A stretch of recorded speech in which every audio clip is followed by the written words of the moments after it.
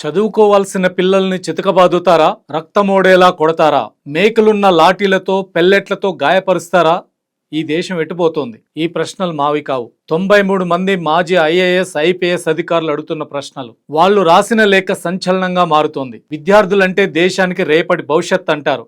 కానీ అదే విద్యార్థులు తమ భవిష్యత్తు కోసం, పారదర్శకమైన పరీక్షల కోసం రోడ్డెక్కితే వారికి దక్కిందేంటి? లాఠీ దెబ్బలు, పెల్లెట్ గన్నుల గాయాలు, షాక్ కొట్టే ఎలక్ట్రికల్ బ్యాటన్లు. ఢిల్లీ వేదికగా సంసద్ చలో నిరసనలో పాల్గొన్న వాళ్లపై దుర్మార్గంగా దాడి చేశారు. చిన్న పిల్లల నుంచి యువత వరకు ఎవరిని వదల్లేదు.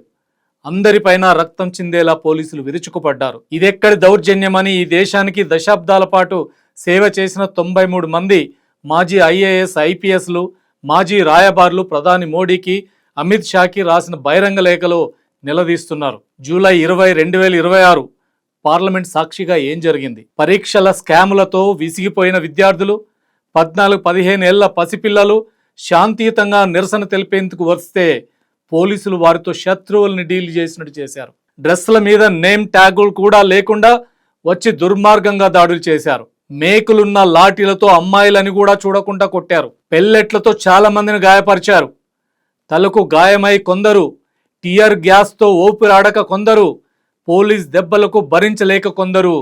వందల వీడియోలు కనిపిస్తాయి. ఇవన్నీ చూసి ఈ దేశం ఎటువైపు వెళ్తుందని మాజీ ఐఏఎస్ ఐపీఎస్లు ప్రశ్నిస్తున్నారు. అడుగడుగునా రూల్స్ ఉల్లంఘించారు. కుట్రలు చేసి విద్యార్థులనే దోషులుగా చిత్రీకరించే ప్రయత్నాలు. రాళ్ల లోడుతో అనుమానాస్పదంగా ట్రక్కులు పెట్టారు. సుప్రీంకోర్టు ఆదేశాలను పక్కన పెట్టి ముఖాలకు లైవ్ స్కాన్ చేసే ఫేషియల్ రికగ్నిషన్ కెమెరాల బెదిరింపులు. ఆఖరికి పార్లమెంటు గేట్ల వద్ద తుపాకులు గురిపెట్టి నిలబడ్డారంటే ఈ ప్రభుత్వం నిరసన తెలిపే విద్యార్థులను చూసి భయపడుతుందా, లేక భయపెట్టాలని చూస్తుందా అని ప్రశ్నిస్తున్నారు ఈ లేఖలో మాజీ అధికారులు. సూటిగా కొన్ని ప్రశ్నలు అడిగారు. పరీక్షల వ్యవస్థలు పూర్తిగా విఫలమై విద్యార్థులు ఆత్మహత్యలు చేసుకుంటుంటే ప్రభుత్వం ఏం చేస్తోంది? చర్చలు జరిపి పరిష్కారం చూపించాల్సింది పోయి హాస్పిటల్కి వెళ్లి ఫోటోషూట్లు, దొంగ మాటలతో కాలయాపన చేస్తారా? లీకేజీలను అరికట్టలేని ఎన్టీఏ వైఫల్యాన్ని ప్రశ్నిస్తే బదులుగా పెల్లెట్లు, టియర్ గ్యాస్ ఉపయోగిస్తారా? దీనికి తోడు ప్రజాస్వామ్యంలో విద్యార్థులపై జరిగిన దౌర్జన్యాన్ని వినడానికి సమయం లేదని సుప్రీంకోర్టు వ్యాఖ్యానించడం ఎలాంటి సంకేతం ఇస్తోంది?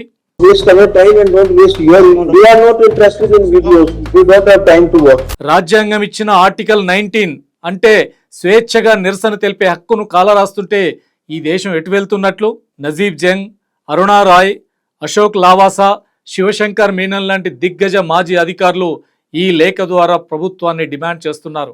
పెల్లెట్ గన్లు, షాక్ బ్యాటన్లు వాడమని ఆదేశించిన అధికారులపై స్వతంత్ర న్యాయ విచారణ జరగాలని, బంధించిన విద్యార్థులను వెంటనే విడుదల చేయాలని, వారిపై పెట్టిన దొంగ కేసులను ఉపసంహరించుకోవాలని, అసలు పోలీసు ఉద్యోగాల్లోకి తీసుకునే ముందే వారి మానసిక స్థితి సరిగ్గా ఉందో లేదో సైకలాజికల్ టెస్టులు పెట్టాలని, మనుషులపైకి మేకులున్న లాఠీలతో వెళ్లే మనస్తత్వం ఉన్నవారికి యూనిఫామ్ అవసరమా?